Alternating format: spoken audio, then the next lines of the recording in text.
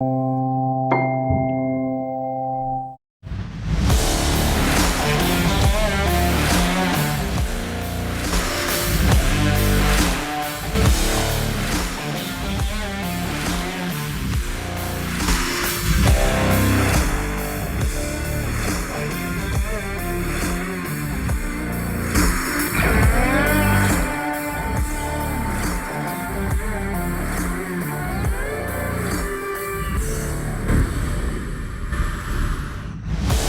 new Entrepreneur Show is sponsored by Statewide Insurers Group. As an independent agency, we can shop your insurance needs for the best coverage and the best value. Also sponsored by the Small Business Centers of Nash, Edgecombe, and Wilson Community Colleges, as well as the Eastern North Carolina Center for Business and Entrepreneurship.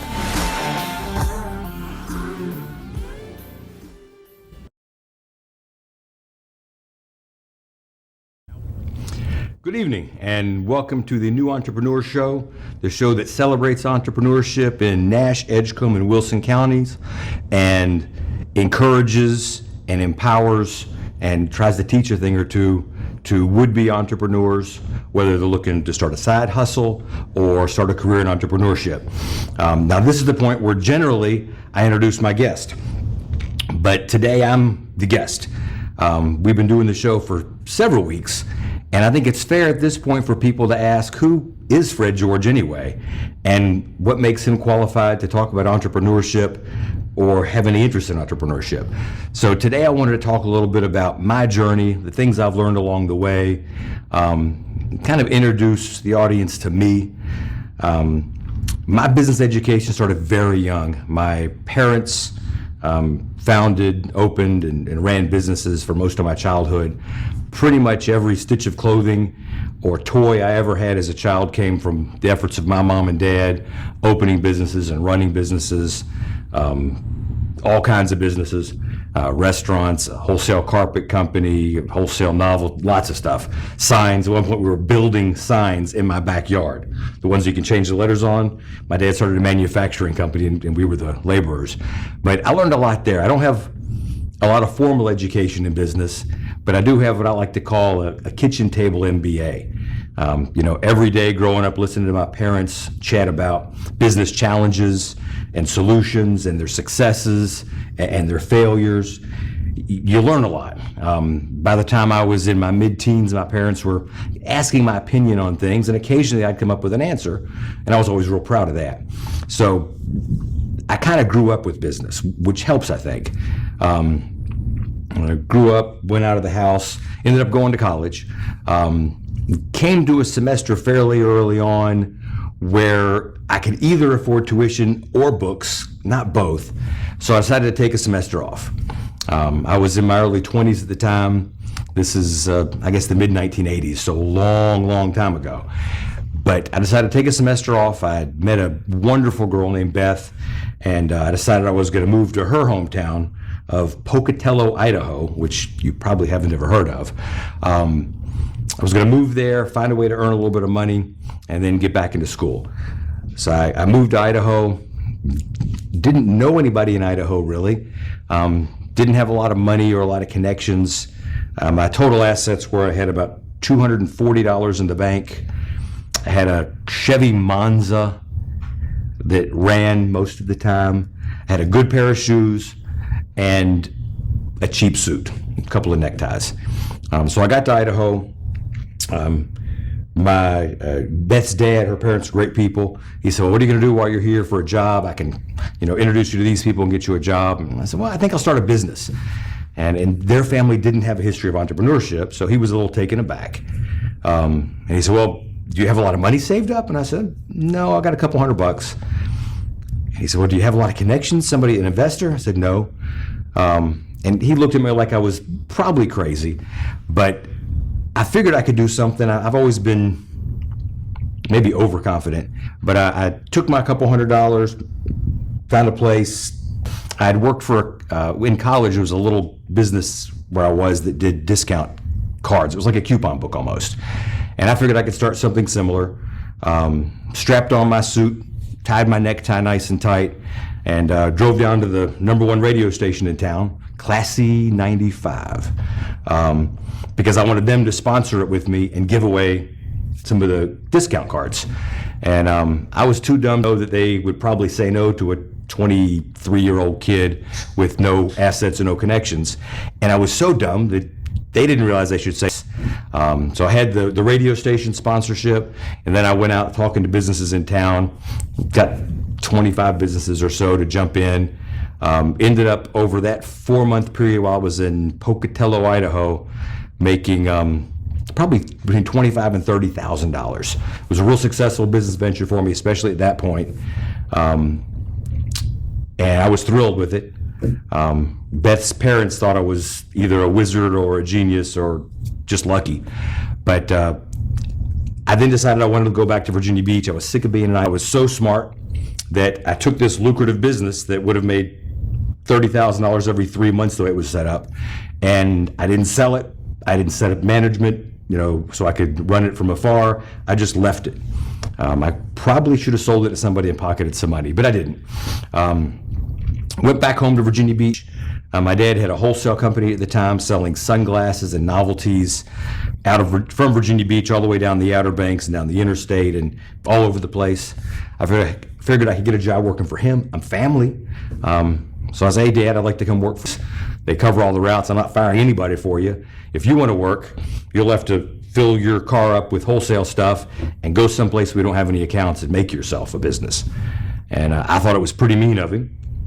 But I loaded up my car and drove down the highway and picked up 30 or 40 accounts over the next couple of weeks and created my own route. And I learned a lot.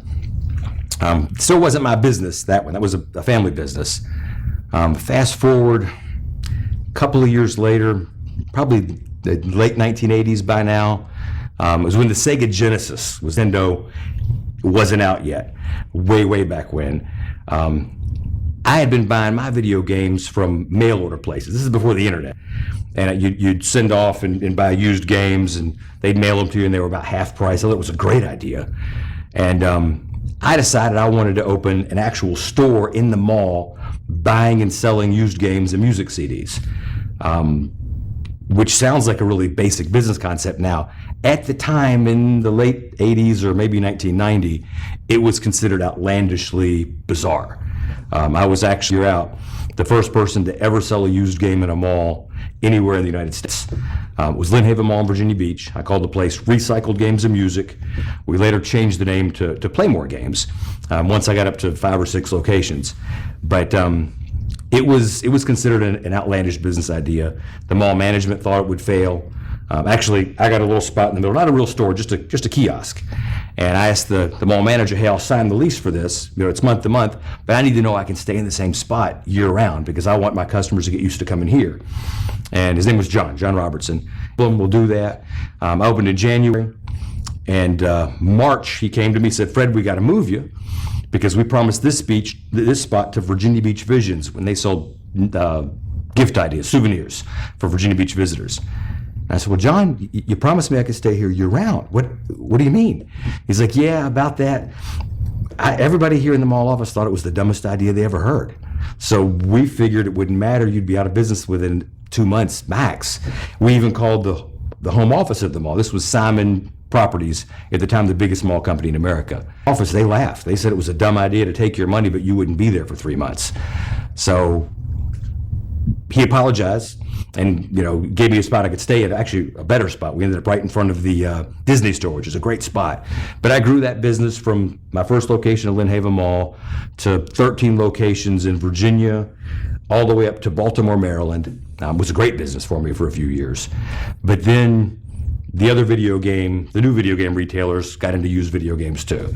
And at the time there was no GameStop. It was Electronics Boutique, which was going by the name Babbage's, Software, etc. Those are the 2 big ones. And then a shopping center outfit called Funko Land. But the big boys started selling used games, so I grew from 1 store to 3 to 10 to 13. And then with the competition from the big national chains, from 13 to 12 to 11 to 6 to 3 to 1. Got down to 1 store, made a mistake that a lot of business people make, a lot of entrepreneurs make. You start to feel like you and the business are the same thing. And if the business succeeds, that makes you more powerful and greater. That says something about your self-worth.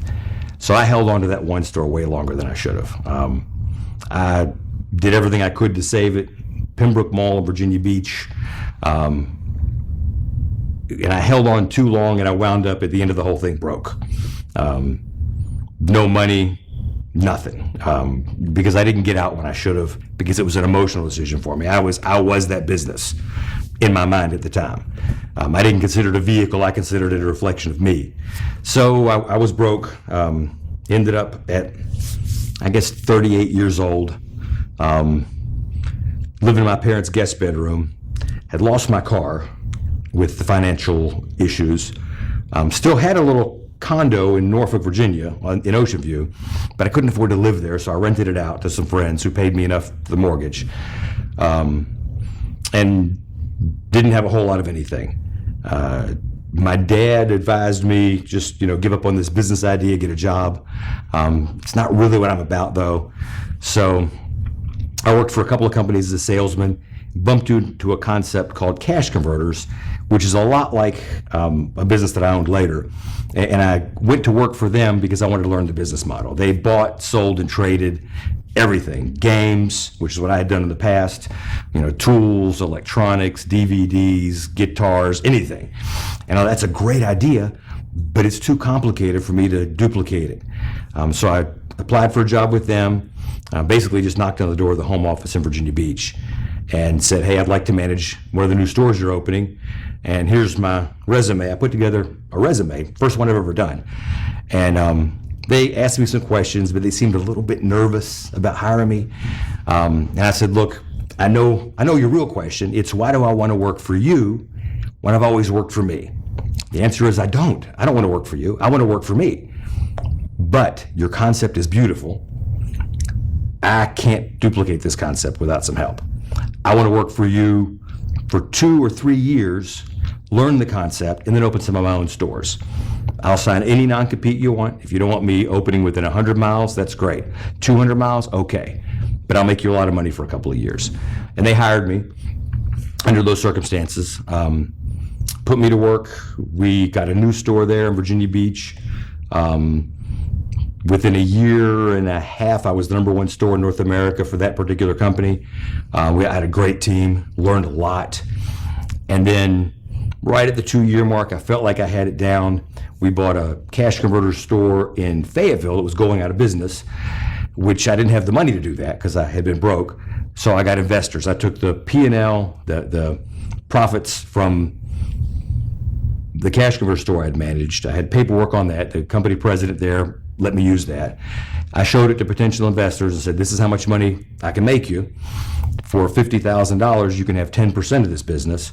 And I was able to get enough investors to buy a store in Fayetteville, North Carolina that was failing. And we turned that one around, moved it, took me months to make it profitable, and then expanded that concept. I later changed the name of that to Trade It. Some of y'all may be familiar with Trade It. We were up to 13 stores at one point. I have 4 running right now. But we grew that. It's been a great business for me. And that was interesting because each store had a different batch of investors. And of course, the more stores we opened, the easier it was to find people who wanted to invest, which was great. And it's been a heck of a ride. I've been running that company for the last 15 years, 14 or 15 years. That's been great. At this point, this brings me all the way up pretty much to the present. At this point, I've got the Trade It stores, but I feel like I've got a lot of knowledge I'd like to share. I'd like to work with other entrepreneurs. And my Uncle Johnny in Kentucky has 20 stores that are basically retail incubators. And so I drive out to Kentucky and look at those, talk to him, his employees, trying to get a handle on that. And I want to make some changes, but I want a location where anybody who wants to open a retail store can open a retail store without the long-term lease, which is what drives people into bankruptcy, without trying to hire and train employees, which is difficult if you haven't done it before, without the 100 licenses and credit card processing fees and point of sale system software and all the other garbage. And we were fortunate enough to find a location in Rocky Mount. It's a former Steinmart there in Inglewood Square Shopping Center, 30,000 square feet. Open up there under the name Small Shops Marketplace. And what that business is, and I'm loving this, is a way for entrepreneurs to be able to open a retail store with no lease, no long-term commitment, very small rent, no employees. We're open 7 days a week selling their stuff. And we take a small percentage, 6% generally, which pays for cash register, tape, and credit card processing and bags and all that. And people can try their hand at business without any chance of them losing their shirts. Most you're gonna lose is a couple or $3 a day, which is what rent comes down to. And I've been running that for about a year, a little over a year and a half now almost. That's been a real rewarding business. We're going to be opening more of them.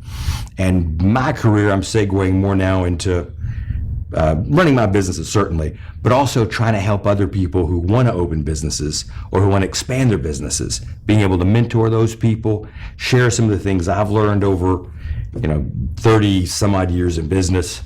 That's most rewarding for me. Now that's why I'm doing this show. That's why I opened Small Shops Marketplace.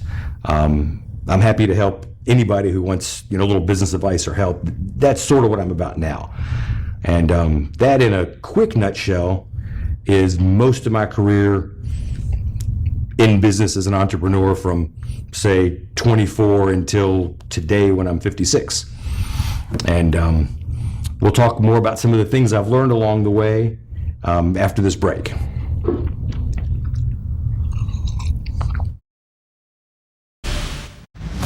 The new Entrepreneur Show is sponsored by Statewide Insurers Group. As an independent agency, we can shop your insurance needs for the best coverage and the best value. Also sponsored by the Small Business Centers of Nash, Edgecombe, and Wilson Community Colleges, as well as the Eastern North Carolina Center for Business and Entrepreneurship.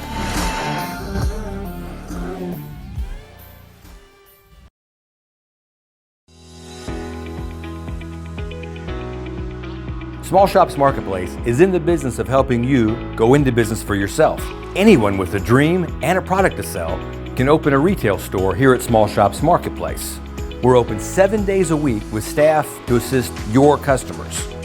Join dozens of your neighbors and try your hand at business ownership here at Small Shops Marketplace, located in the Inglewood Square Shopping Center at 2916 Sunset Avenue in the former Steinmart location.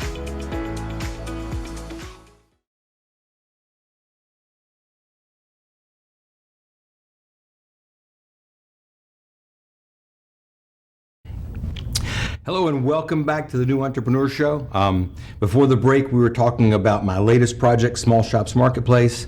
Going to slow down just a little bit and go just a little more of that, and then talk about business in general and how to get one started and some things I've picked up over the years.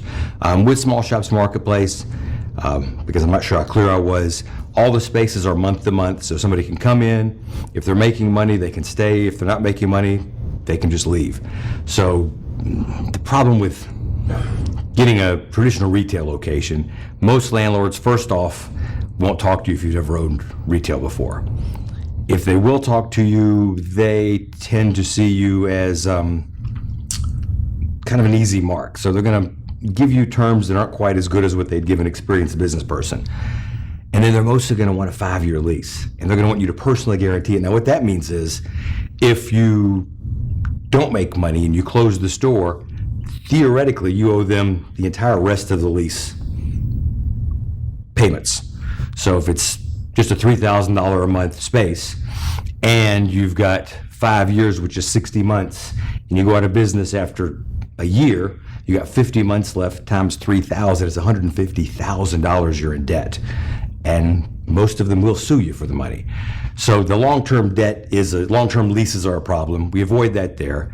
Employees are a problem because most of us haven't learned how to hire, interview, train, motivate, and if necessary, fire employees. Small Shops Marketplace takes care of that. Licensing and permits are a pain in the neck, but anybody can do it, but we've got all that. Credit cards are easy now. We've got that too. And then in a business, you're going to have a lot of upfit costs, signage and carpets and fixtures and whatnot. We've got most of that. So people can come in, rent comes to about what you'd spend on a nice cup of coffee at Lorema per day. So if your worst case scenario is you lose coffee for a month. And that's sort of what it's about. We also offer some training, mentorship if you want it. We have events. There's a lot going on there. But mostly with the training now, we just send people to some of the events in the area. The SBCs put on great training events. The Center for Entrepreneurship at Wesleyan puts on great training events. Station Square has occasional great training events. There's a lot going on. But that's sort of the vision. My vision for Small Shops Marketplace is to be a place where people can go into business for themselves. 76% of people want to go into business for themselves, according to a Gallup poll. Where people can try that, and if they succeed, great, they make good money. If they fail, they don't lose everything. Because that's a very real possibility in first-time ventures. So with that, let's talk some about business in general. If you want to start a business, assuming you don't have one right now, some of the keys to it, some of the things I've picked up over the years. The first thing I would say is find something you're passionate about, something you care about. You're going to have to work a lot. In the beginning, most businesses, you've got to work your butt off. If it's something you hate, it's going to be a grind. You're not going to do as good a job. So find something you enjoy, something you're passionate about. That's a key. But the other one that I've seen a lot of businesses fail because of this, why are people going to buy from you? Why am I going to get that product or service from you and not from the guy I'm getting it from now? And don't say price. You're very unlikely to beat the big boys who have more buying power and can run a more efficient operation. You're very, very unlikely to beat them on price alone. Years ago, there were Now and Checkers, 2 or 3 burger chains that expanded very quickly, and their whole thing was 99-cent burgers. We're cheaper than McDonald's. And that worked for a little while, and then McDonald's said, we buy our beef cheaper. And so they went to 75-cent burgers or something, and all those companies closed bunches of stores. Some of them still have a few left, but they don't try to compete on price anymore. You're not going to be cheaper than your competitors long term, not bigger competitors especially. They've got more buying power, they've got more experience, they will beat you on price. So why am I buying from you? What is it you bring me that's not out in the market yet? There's a few different ways to differentiate yourself. Price is one of them. The price leader always has business. Customization is another. If you can give me something that is more specific to my needs, customization always works. Extra levels of service. You can go to the Motel 6 and get a room for $30, but if you go to the Ritz-Carlton, you're paying 10 times that amount, but you're getting a lot of extra amenities besides the bed. That's also a great one. Just figure out what your unique selling proposition is. What's going to make it for you? Thirdly, throw the idea of balance out the window in the beginning. It's easy when you've been in business for years and have an organization and you're making money at it to have a balanced life. Lots of time for the family, for the gym, for your hobbies. In the beginning, when I first opened my video game store, I worked 7 days a week at that mall for 4.5 months before I could afford a part-time employee. When I bought that failing cash converter store, I was a week for almost 3 months there. And I had a young daughter and a son at the time. You're in the beginning, it takes a lot of work. One of the definitions of an entrepreneur is someone who will work 80 hours a week for himself to keep from having to work 40 hours a week for somebody else. So be prepared to have a period of time lasting at least several months where you don't get a lot of time off. You've got to be able to deal with that stress and that pressure, because you're not always going to get that in the beginning. You're not in that position yet. You've got to earn that position. That's what we call paying our dues. So in the beginning, if you're switching over to a full-time business, not a side hustle, that's different, But a full-time business, you're going to make your career out of this business. Be prepared to be your only employee for a while, or to be there every day at the store, or whatever you're doing. That's important. Thirdly, if you're asking for advice, ask people who've been there. If I want to find out how to get to any spot in America, I would ask somebody who's been to that place. If I want to go into business for myself and I ask somebody who's never opened a business, what they're an expert on is reasons that you can't open a business. So don't go to your friends and family unless they have some experience in it. Go to somebody who you know who's been in business, who's been where you want to go. Family and friends naturally tend to discourage us and want to keep us at the level they're at because that's the level they know and the level they feel comfortable in. But that's not what you're looking to do. If you're looking to be encouraged and get real advice and directions on how to get where you're going, where you want to go, to make your dream come true, talk to people who've been there. Talk to people who've walked that path and seen the pitfalls and seen the rewards. The worst mistake people make is letting themselves get discouraged by people who maybe mean well, but just don't know how to do anything but discourage you because they've never been where you're going. It doesn't seem achievable to them. There's a whole lot else. We're going to run out of time quickly. The one other thing I will say is before you sign any long-term contract or lease, get somebody who's good at negotiating those things to help you. Paying the asking price for any lease will drive you out of business quicker than anything. You've got to negotiate good deals. You've got to counteroffer. There's books written on negotiation. I can't get you all of it right now, but you want to negotiate and push hard.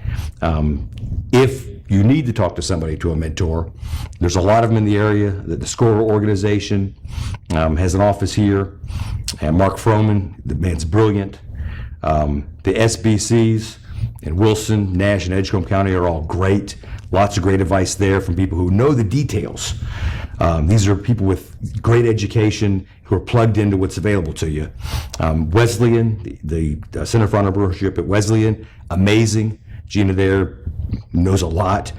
And if all else fails, you can get a hold of me, Fred George.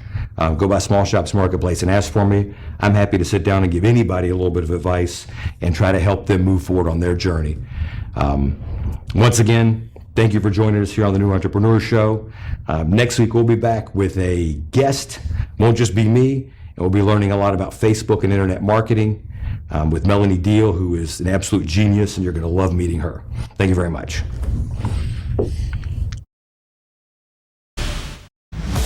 The new Entrepreneur Show is sponsored by Statewide Insurers Group. As an independent agency, we can shop your insurance needs for the best coverage and the best value. Also sponsored by the Small Business Centers of Nash, Edgecombe, and Wilson Community Colleges, as well as the Eastern North Carolina Center for Business and Entrepreneurship.